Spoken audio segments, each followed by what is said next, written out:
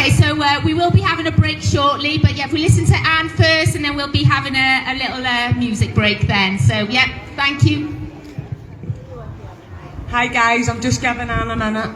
So please bear with us because this is really emotional. This is a grandmother of a young boy who's been abused. This young boy is about to get what we're here for today, this sex education. Now this sex education isn't only child sexual exploitation. The sex education is going to traumatise child victims of sexual abuse. That's why we're raising awareness of abuse to our children. No one has considered them yet again. No, see these survivors you're hearing from, no one has heard their voices, and now their children are about to be sexually exploited through the schools. Then you have grandmothers whose grandson is about to be given sexual education when he's almost completed his counselling, just counselling. Anyone that knows about PTSD and trauma will totally understand what they're about to do to that young child. Not only are they going to exploit him in that classroom, he might find that he can come forward with his abuse in front of a classroom full of 6-year-olds. This boy's 6 years old. So if he discloses, oh, that happened to me, I gave a man oral sex and he ejaculated in my mouth, because he'll learn about it in the sex education, excuse my language, but this is the reality of what they're doing to our children. I'm trying not to swear because it makes me so angry. Go, Mandy! Just because it's our government that's sexually exploiting our children doesn't mean that it's not child sexual exploitation. What it means is it's worse. It's on a global level. From 3 years old, your children are about to be sexualised. It is not sex education. They cannot comprehend it. They cannot understand it. It's psychological trauma. It's psychological damage. It's rewiring their brains. It's messing up our children. If we don't stand up for our children, no one else will. Because it's our governments that are exploiting them. It's the people in here that are exploiting our children. It's the ones at the top. This is down to the parents in Scotland, England, Ireland and Wales to come together, put all your differences aside, whether it be with vaccines. We don't care. Our children matter first. Our children are our future. Our children are our only future. And we need to create that future for them. If we accept this, then we're the generation that failed. We're the generation that allowed our children's freedom to be taken. We had our freedom, so we're selfish. We've had ours. We had ours in school. So just because we're ignorant and they're distracted us, we're just to allow our children now to be exploited so we have nice lives, nice jobs. No, we need to forget about all that. It's time to go back to the start and start protecting our children. As mothers and fathers, I truly believe if you can't protect your children, I'm sorry, you shouldn't have them. That's my views, and we're all entitled to our own views and opinions. If you can't stand up now and protect your children from exploitation from the Scottish, English, Irish and Welsh government, then I really don't believe you should have children. Because the future that they're going to live in is no one I want to even imagine. And I'm going to let Anne tell you Jace's story about the boy I was telling you about. Go on, Anne! Come on, Anne! Afternoon, Cardiff. In January 2020, 1 week before my grandson's 4th birthday, he was sexually abused by... Now, Anne can't mention this boy's name. I can. Wanna wait? His name's Adam McMaster. And to Adam McMaster and his bitch your mother, I'm coming for you. His mother was a family friend and we invited them up from Manchester to stay with us on the 17th of January 2020. Kerry Wilson. Where are we? Adam's mother.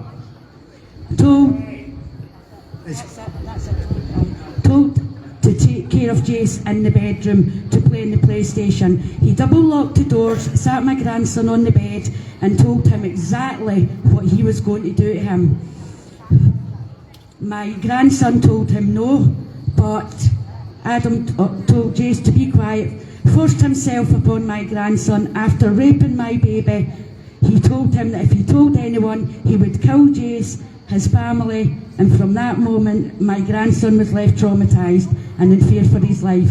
He stole my grandson's innocence, destroyed his childhood, and left my grandson with a life sentence. My grandson kept himself to himself for 6 months and finally opened up, told us what happened. We went straight to the police that night, begging them to help. A video interview was set up for my grandson. My daughter was not allowed in the room to be with our traumatised 4-year-old. After the video interview, the police told us that my grandson had managed to give them more details than he first told us. Things no 4-year-old would know or understand. The police told us that what my grandson had told them, that this was enough to go to court, but they wanted to do more investigation. During the investigation, Adam McMaster, to this day, has never been questioned. Yet, in 2017, when he was 13-year-old, he was at Swinton Police Station being interviewed for the rape of a young boy and his little sister. They had all the evidence against him for that case, just like Jace's. It was not taken to the court because of his apparent lack of understanding. Yet he knew what he was doing the minute he threatened to kill my 3-year-old grandson if he told anybody what he had done. Also during the investigation, 7 other victims came forward, also from Manchester. Children and adults, the police spoke with these other victims but failed to log their statements. Since 2017, he was put under restrictions by social service workers and Manchester Police that he was not allowed near any children under the age of 18. His mother and social work failed to abide by these restrictions and allowed him to mix with children in his street and stay with us in Scotland, knowing that my grandson would be at risk from him. Social workers, police, child protection and the Scottish justice system have totally failed my grandson.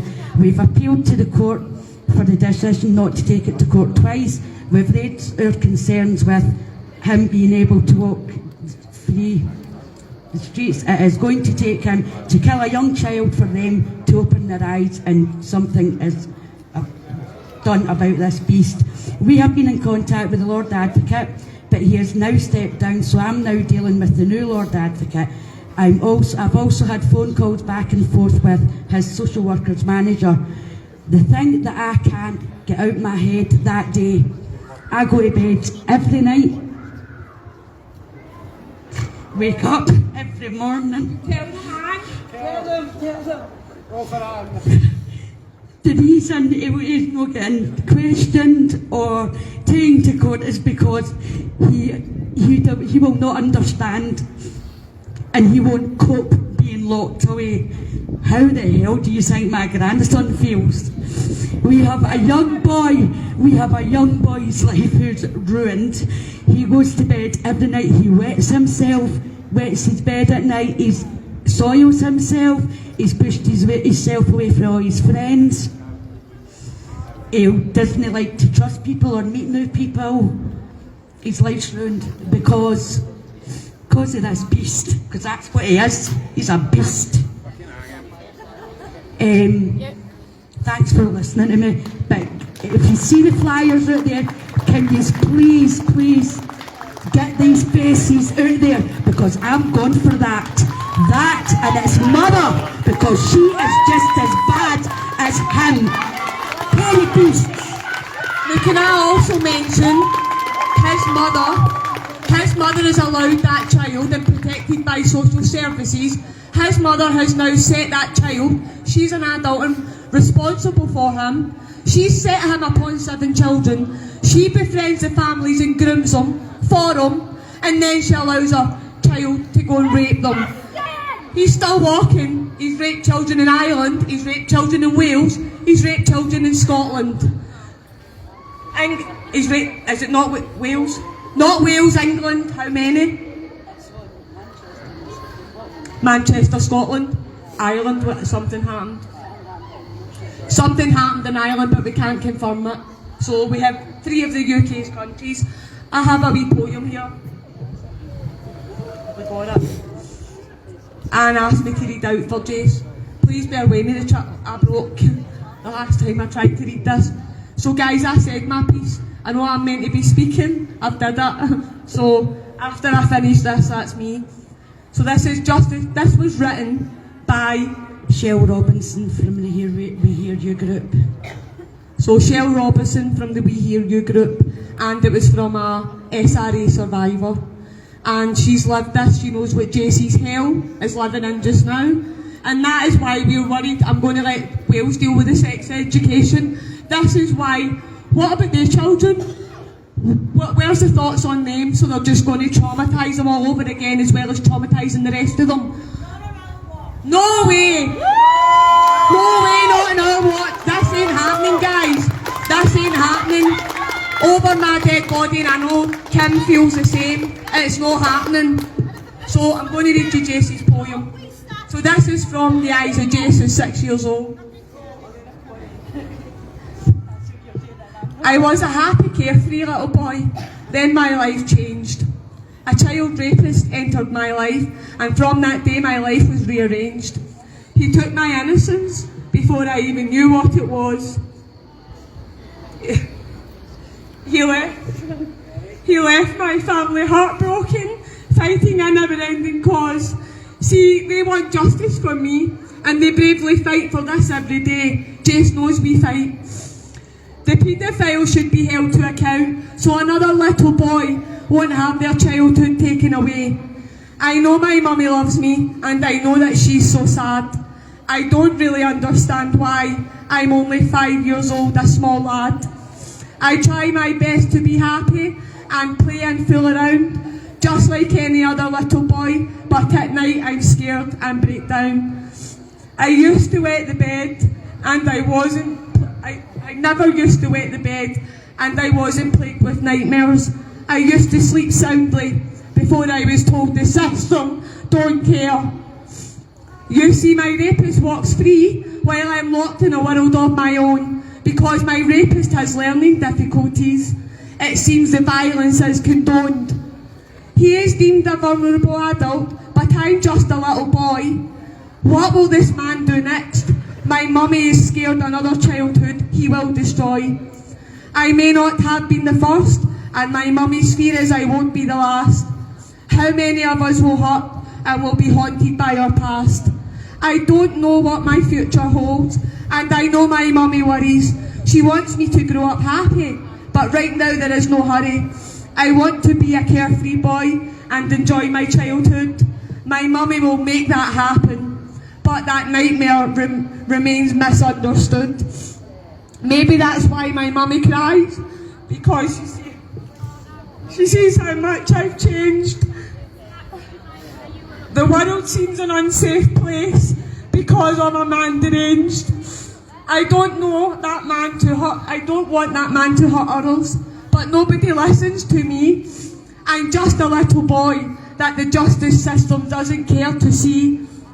But what happens in the future is this man continues to walk free.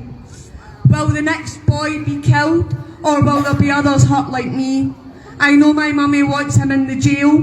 That means he doesn't walk around free, because he can't do to others what he done to me. It's not nice having nightmares, and it's not nice wetting the bed. It's not nice not being able to trust, and it's not nice remembering what he said.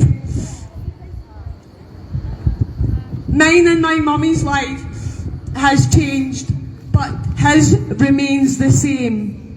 He hasn't been punished, and so he hasn't been told he's to blame. If he doesn't think he's a bad man, then mummy worries others will be hurt. He's told he's above the law and can carry on being a pervert. One day I will be a teenager and eventually a grown man. Will I be haunted by that night? I know that's not in my mummy's plans. So she will carry on fighting for justice, and that makes me so proud. I know my mummy loves me, and she goes out of her way to shout that out loud. Still, I want us to be happy, but that day meant everything changed. Will everything ever be normal again? It seems everything has been rearranged. I'm still that little boy, and there is still joy in my soul.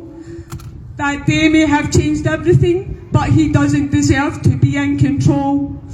He may be beyond the law, it seems, and the justice system is a joke. But I will be as happy as I can, because my family isn't broke. My mummy will always love me, and that fills me with joy. She tries to make everything better, because I will always be her little boy. Be now or in the future, she will always do best by me, so that day doesn't have to change everything, because my mummy still sees me. In her eyes I am her world, and she is always by my side.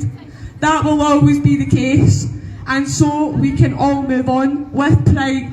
Justice for Jace! Justice for Jace! Madam McMaster, I vow and I give my word to each one and every one of you here today.